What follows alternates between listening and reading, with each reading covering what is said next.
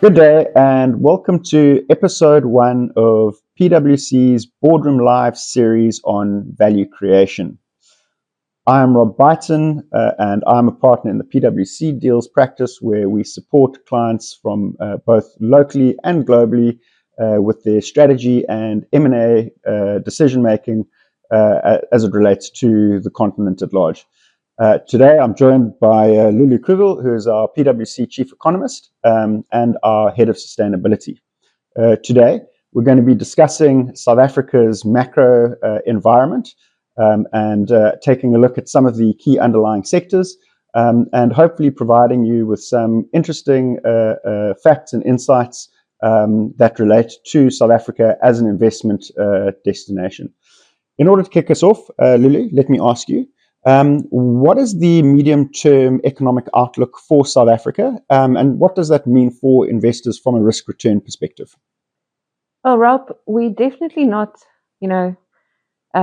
completely blowing out the lights with the type of growth that we are seeing, but it's definitely becoming more stable. And the medium to longer term view is that the economy should grow at around 1.5% to 2%.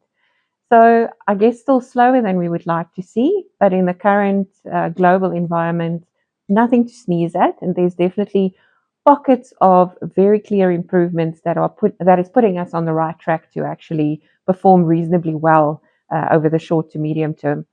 I think one of the key things that we are seeing is significant improvements in the infrastructure environment. We've seen that the energy and electricity outlook has improved significantly. We've seen a lot less load shedding. It's not completely gone, but definitely, a significant improvement from where it has been in the past. That has created a space where specifically entities that rely significantly on electricity, like heavy manufacturing and so on, can feel that there's light at the end of the tunnel. And then, of course, one of the other key focus areas is the improvements that we've seen around the logistics and transport sector. Still some room for improvement, but a real focus on what's happening at the ports and how we're getting goods in and out of the country.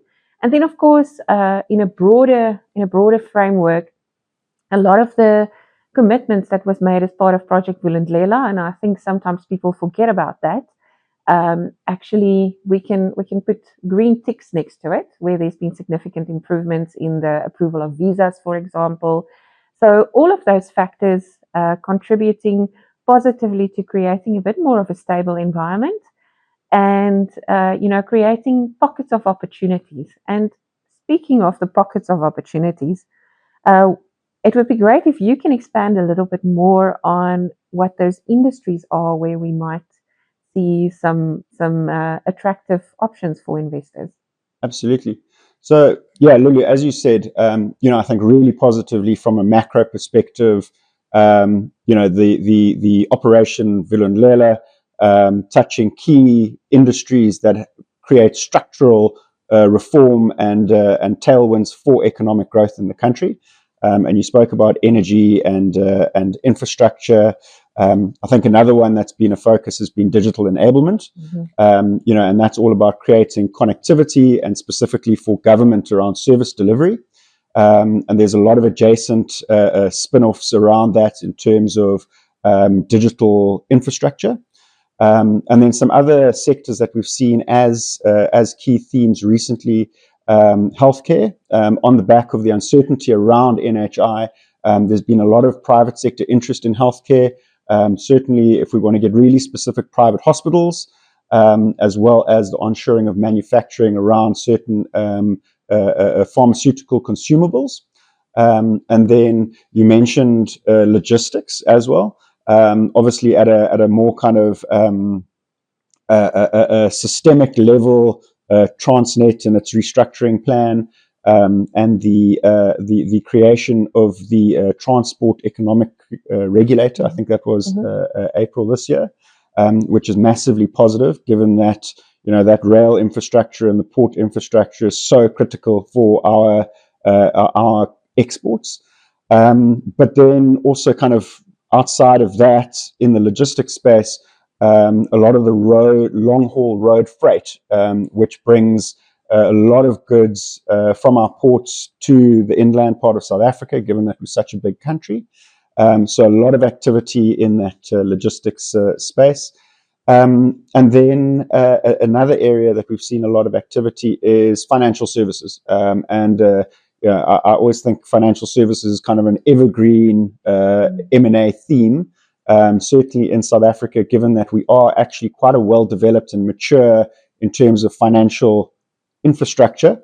When you couple it with the digital enablement that we spoke about, a very interesting sector from an investment perspective, given the rise in fintechs and businesses looking to improve the speed and efficiency of transactions, as well as the accessibility of financial services. So a lot of interest both from established financial services players as well as private equity firms looking to capitalize on that opportunity. So I think those are some of the big sectors and some of the big themes that we're seeing. Maybe I can move us on and ask you a question around, given the current geopolitical tensions that we're seeing, as well as the kind of dynamics around global trade, what does that mean for South Africa's export-led sectors? Yeah, it's quite interesting, the uncertainty that we've seen over the last couple of months in the market, and definitely not an easy space to be in. But I suppose it forces some of the things that we were discussing during COVID, looking at supply chains, understanding where you're exporting to, where you're getting your goods from, etc. It's really forcing companies now to say that something that we saw as a short-term shift at that point in time has become more permanent. And we've seen definitely some pressure on some of our export sectors. If you think about agriculture, for example, being one of them, automotive is another one. But at the same time, a lot of these industries have said, but the US is not the only market that we can export to. What other markets are available? Where should we focus our attention? And Asia, China, those have definitely, bubbled up as options, and in the automotive sector as well. Looking at Europe even more, so it's already a big focus. But then Canada is another one that I've heard the other day that a lot of automotive companies are looking at.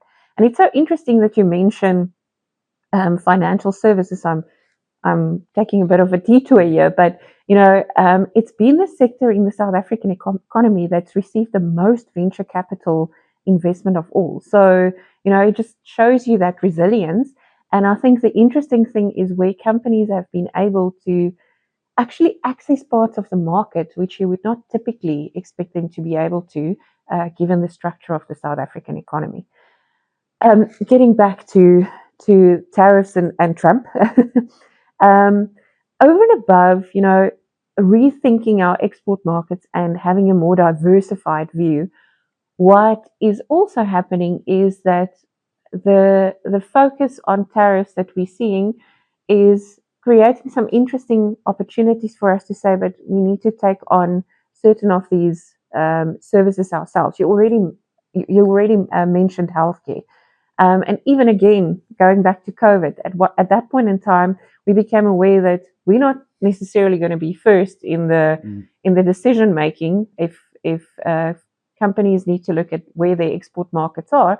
So if we want to secure security of supply, we need to look after ourselves. So the Africa Free Trade Agreement as well is creating some interesting opportunities for companies to say, how do we actually look across borders, our neighbors in the countries immediately next to us and even a little further away, to manufacture together, because maybe the markets are not big enough to say that we manufacture for ourselves. We've been looking at Botswana for quite some time to work together in the healthcare space, as an example. So yes, it's not a comfortable space, but it is forcing us to think differently about how we look at things, where our supply comes from, and also our potential export markets. And at the same time, we're rethinking medium-term shifts around climate, for example, in the agricultural sector. And this is actually giving us an opportunity to look at that. Now, speaking of that and looking at the consumer, there's been some light at the end of the tunnel for the South African consumer. How do you see that playing out over the next couple of months? Because there's definitely been some challenges around inflation and the interest rates. What should happen there? So Lulu, as far as inflation is concerned, the expectation is a kind of forecast average inflation of around about 3.2% for the year, which is within the SARB's acceptable range towards the lower end. Understanding that SARB still has a focus on getting it to closer to the 3% mark, hopefully by the end of the year. Interest rates are the repo rate is currently at 7%. And whilst there might be a little bit of inflationary pressure coming towards the end of the year, beginning of next year, don't expect any immediate changes with regard to the repo rate. And when you take those two things together, I think that's, as you mentioned, it's quite a positive story for the South African consumer. First, in terms of the spending power that they've got, and their rands going a little bit further. As well as their ability to service their debt. And as you know, South Africa consumers, the retail debt environment is quite large.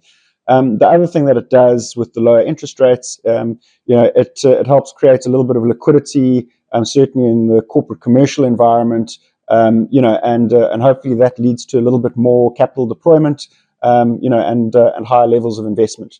I think the third thing that we also need to consider in that kind of bucket of economic indicators is also the exchange rate to the dollar, and the rand is a very volatile currency, but I think whilst that is a risk, the rand's always been a volatile currency. So there's consistency in that.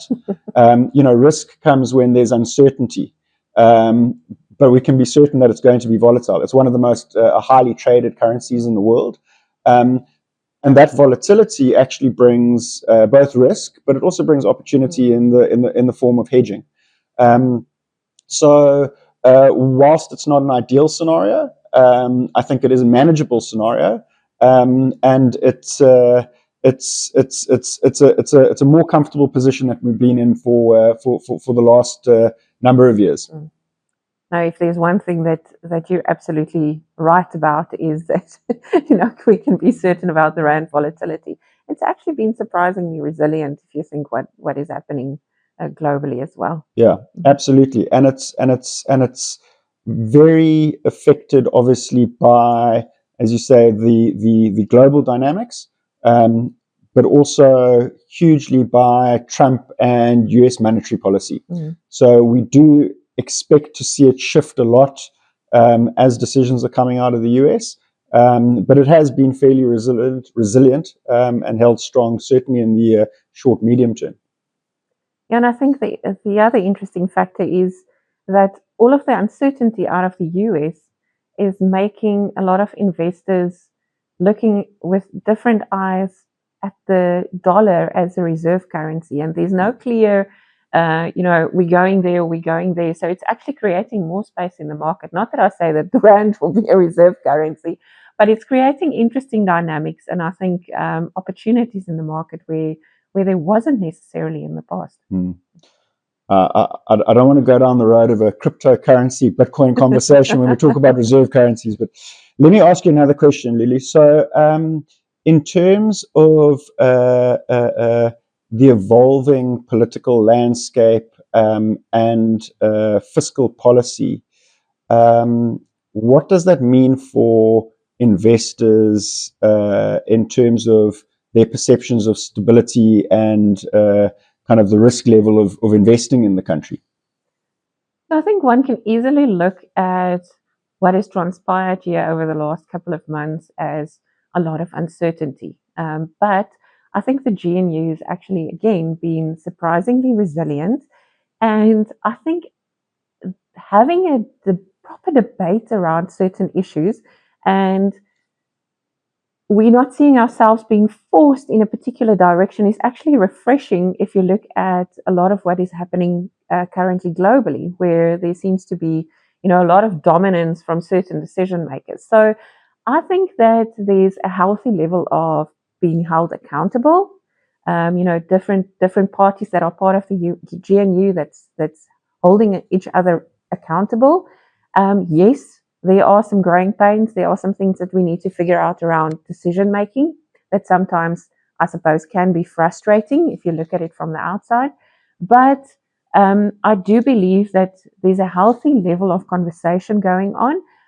But at the same time, pressure to move forward on things and to start implementing things, and to actually see action. Actually, South African voters are also saying we want to see action. And I think that that political environment, although it looks, very unstable, could potentially look unstable, as again also being quite resilient in terms of decision making. Some interesting developments, if you look at it from a fiscal perspective. I think what always surprises me on the upside is if I look at some of the views that we had during COVID of where our debt levels would go as a country, we're not anywhere near that. Yes, we're not where we want to be, and we need to manage that down. We would like to see a broader tax base in the country. There has been some pressure on the growth of the tax base, but again, also if you look at SARS's collections, very, very good returns in terms of the investment versus the collection. So that is actually also a positive if we think about the journey that SARS has taken. And then you mentioned monetary policy earlier. So that I think the move from the SARB to say we want to bring inflation closer to the 3% bottom end of the target range could, on the face of it, look like something that might be unnecessary in the current low economic environment. But the reality is, you do not want a situation where you have high inflation and low growth. So over the longer term, I think that could also definitely create some stability. So I think a lot of the noise can create opportunities, but we're also seeing some stabilization in some of the factors that we actually deem as important in terms of where the economy is going forward. Brilliant. Thanks, Lulu. Some great insights there. I think it's interesting when you talk to people globally who've been investing in South Africa over the last 5, 10, 15, even 20 years. South Africa has always been an interesting investment destination to them. When you take what's happened in the country in the last 2 or 3 years, you mentioned the GNU, where I would argue that whilst it's not perfect, we've got a higher degree of political stability that we've had for a few decades.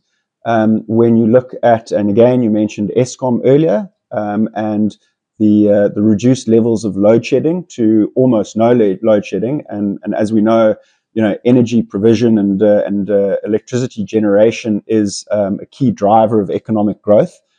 So that's another positive tick in the box.